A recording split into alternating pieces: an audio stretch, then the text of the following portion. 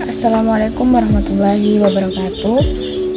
Perkenalkan, saya Nurhalianti dengan NIM 09105804221133, kelas C semester 3, Prodi Administrasi Publik, Universitas Muhammadiyah Sidenreng Rapang. Baik, pada kesempatan kali ini saya akan menjelaskan terkait dengan karya monumental umat Islam, yaitu Kitab Asy-Syifa Ibnu Sina, dengan mata kuliah Al-Islam dan Kemuhammadiyahan 3 dengan dosen pengampu Bapak Syahrir SPD MPD.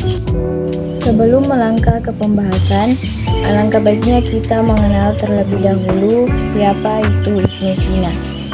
Jadi Ibnu Sina, Bapak Kedokteran Modern Dunia, Father of Doctor. Ibnu Sina atau yang lebih dikenal dunia barat dengan nama Avicenna mempunyai nama lengkap Abu Ali Al-Husain bin Abdullah bin Hasan Ali bin Sina. Dilahirkan di Afshana, suatu tempat yang terletak di dekat Bukhara pada tahun 980 Masehi atau 370 Hijriah. Ibnu Sina menulis sekitar 450 karya dan hanya 240 kitab yang terselamatkan. Sekitar 150 dari bukunya tentang filsafat dan 40 buku tentang obat-obatan, termasuk magnum opusnya, dan salah satunya adalah Kitab Asy-Syifa, buku penyembuhan yang merupakan karya ensiklopedis besar dan terkenal. Pembahasan yang pertama, apa itu Kitab Asy-Syifa? Kitab Asy-Syifa, The Book of Healing, adalah sebuah ensiklopedia ilmu pengetahuan yang terdiri dari 14 volume. Buku ini memuat berbagai informasi tentang filsafat, kedokteran, astronomi, matematika, dan ilmu-ilmu lainnya. Kitab Asy-Syifa juga dikenal sebagai Al-Syifa, adalah sebuah ensiklopedia pengobatan tradisional yang telah menjadi sumber rujukan utama dalam budaya Timur sejak berabad-abad yang lalu. Kitab ini ditulis oleh seorang sarjana terkemuka bernama Ibnu Sina, atau yang lebih dikenal dengan nama Avicenna pada abad ke-11.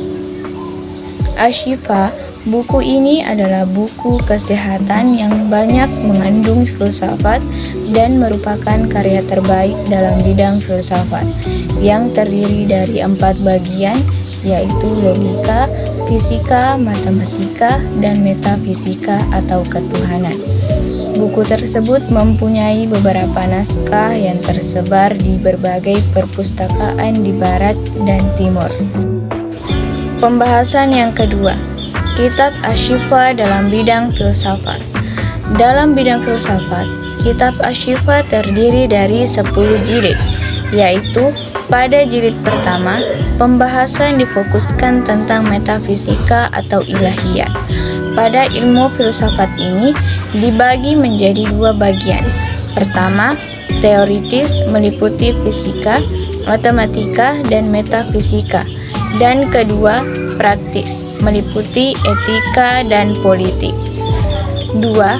Jilid kedua membahas tentang matematika yang meliputi pembahasan tentang geometri, musik, dan aritmatik. Jilid ketiga masih pembahasan matematika meliputi pembahasan astronomi. Jilid keempat, kelima, dan keenam tentang fisika dasar atau at-tabi'iyat. Jilid kelima tentang psikologi atau an-nafsu. Jilid keenam berisi pembahasan tentang zoologi atau al-hayawan. Jilid ke-7, 8, 9, dan 10 membahas tentang logika atau mantik. Jilid ke-7 berisi 3 bab yang membahas tentang al-madkhol, kategori al-muqalat, dan al-ibarat. Jilid ke-8 hanya berisi 1 bab, yaitu pembahasan tentang al-qiyas. Jilid ke-9 ada 2 bab, yaitu demonstrasi atau al-burhan dan debat al-jadal.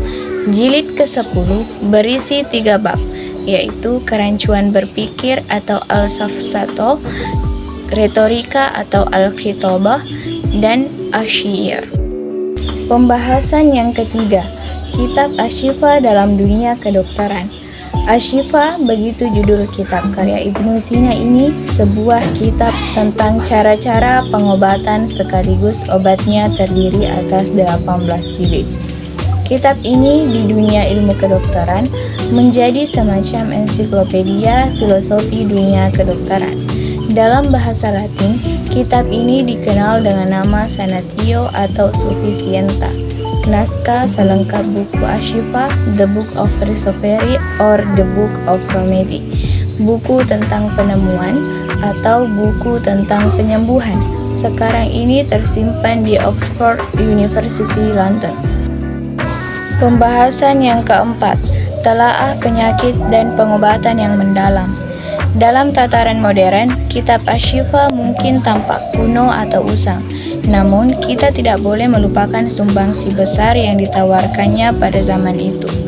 Kitab ini membahas beragam topik seputar penyakit dan metode pengobatannya, seperti tak terbatasnya kekurangan dalam tubuh, gangguan gizi, dan penyakit penular yang kronis. Bagian yang paling menarik dari kitab ini adalah deskripsi rinci tentang pengobatan alami.